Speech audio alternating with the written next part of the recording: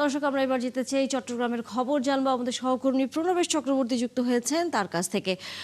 প্রণবেশ, আপনি যে কেন্দ্রে আছেন এরই মধ্যে দেখতে পাচ্ছি ভোট দেওয়ার জন্য আগ্রহ নিয়ে মানুষ এরই মধ্যে ছোট করে হলেও লাইনে দাঁড়িয়ে গেছেন। কিছুক্ষণের মধ্যে ভোটের প্রক্রিয়া শুরু হবে। সার্বিক অবস্থা জানাবেন। আমি আছি দক্ষিণ চট্টগ্রামের পটিয়ার উজিরপুর। এখানে একটি গ্রামীণ একটি ভোট কেন্দ্রের সামনে আমি অপেক্ষা করছি। তো আমি বাইরে দেখতে পাচ্ছি অনেকেই একত্রিত হয়েছেন। এখানে বিভিন্ন দলের পোলিং এজেন্টরা রয়েছেন, পাশাপাশি ভোটাররাও কিন্তু ভোট কেন্দ্রের বাইরে অপেক্ষা করছেন। বহুল প্রতীক্ষিত ত্রয়োদশ জাতীয় সংসদ নির্বাচনে তারা ভোট দিতে আগ্রহী আমরা দেখতে পাচ্ছি।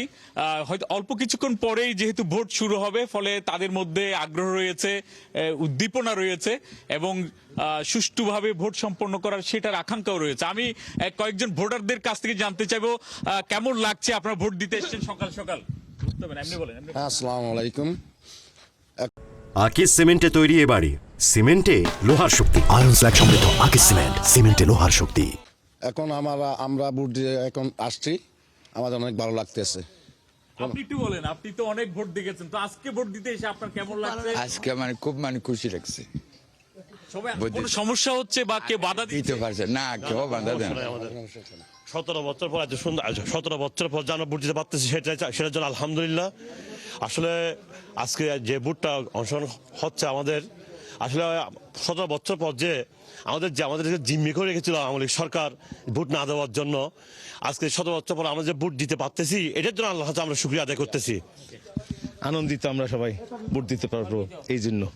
তো সবাই বলছিলেন আমরা একটু কেন্দ্রের ভেতরে একটু দেখিয়ে আমরা একটু দেখতে চাই যে আসলে পরিস্থিতি কি। এখনো আসলে ভোট কেন্দ্র এখানে প্রবেশ করতে দেওয়া হচ্ছে না। আমরা দেখতে পাচ্ছি এখানে যারা আইন শৃঙ্খলা নিয়োজিত রয়েছেন তারা ভেতরে আছেন।